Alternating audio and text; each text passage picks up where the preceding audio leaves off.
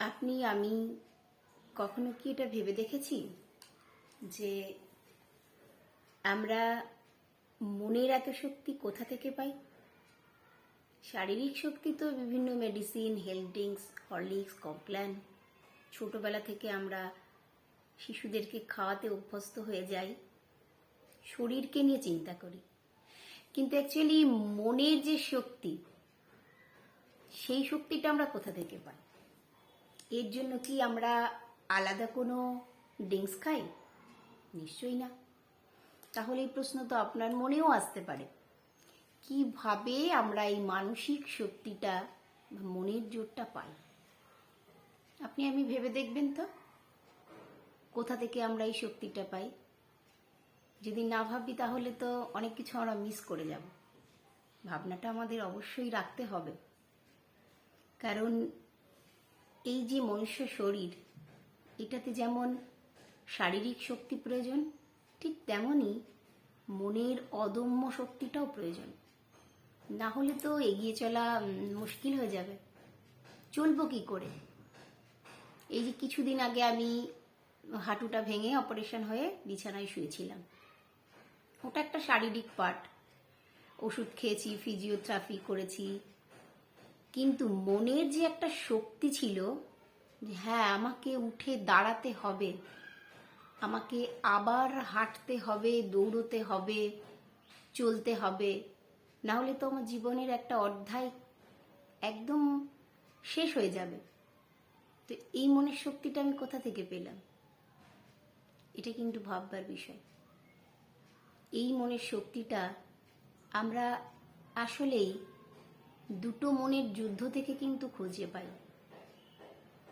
বহির্মুখ আর অন্তর্মুখ আমাদের সারাক্ষণ কিন্তু একটা যুদ্ধ করে যায়।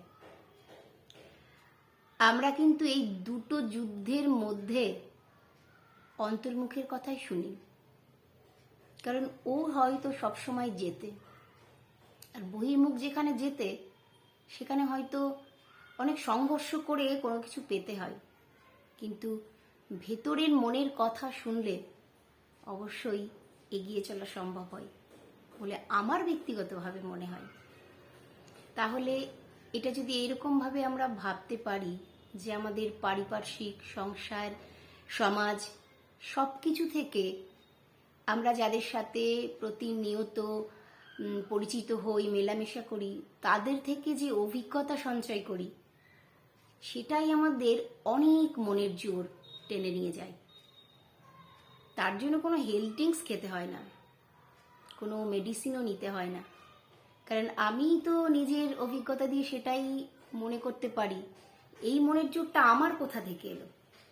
আজ আমি হাঁটতে পারছি, হেঁটে চলছি। এই যে আমাকে হাঁটতে হবে, দাঁড়াতে হবে বা আমাকে চলতে হবে, এটা একটা মানসিক শক্তি।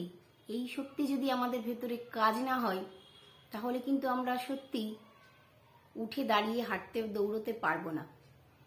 আমাদের মনের শক্তিটা আমাদের প্রাধান্য দিতেই হবে। এটার জন্য আমাদের এগিয়ে চলতে হবে বিভিন্ন রকম অভিজ্ঞতা সঞ্চয় করে, এবং সেটাকে মডিফাই করে যেটা সারবস্তু, সেটাই আমরা নিজেদের সংগ্রহে রাখবো এবং সেটা দিয়েই পরবর্তীতে এগিয়ে চলার চেষ্টা করব। তাই বলি বন্ধু, সবাই মনের জোরটাকে সম্পূর্ণ গুরুত্ব দিন। ওটা ছাড়া কিন্তু আপনার শরীর কথা বলবে না। সবাই ভালো থাকুন, সুস্থ থাকুন,